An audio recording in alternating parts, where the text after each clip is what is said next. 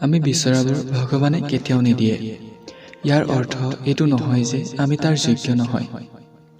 ইয়াৰ অৰ্থ হ'ল আমি বিচৰাখিনিতকৈ বেছি উত্তম কিবা পাবলৈ আমি যোগ্য, আৰু সেইখিনি দিবৰ বাবে আমি বিচৰাখিনি কেতিয়াও ঈশ্বৰে নিদিয়ে।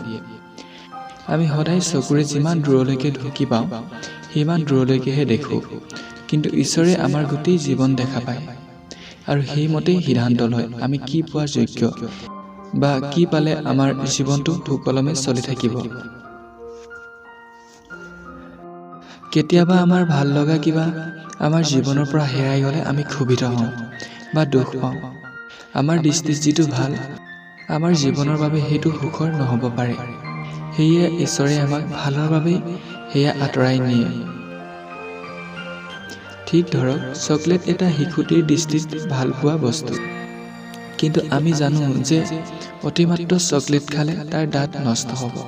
সেয়ে তাৰ হাতৰ পৰা চকলেট আঁতৰাই আনো আমি, কাৰণ শিশুটিৰ ভাল পোৱা বস্তুৰ বেয়া প্ৰভাৱ কি পৰিব পাৰে সেয়া আমি জানো। ঠিক তেনেদৰেই ঈশ্বৰৰ দৃষ্টিত আমি শিশু, আৰু আমাৰ ভাল পোৱা বস্তুৰ পৰা অপকাৰ থাকিলে ঈশ্বৰে সেইটো আঁতৰাই নিয়ে।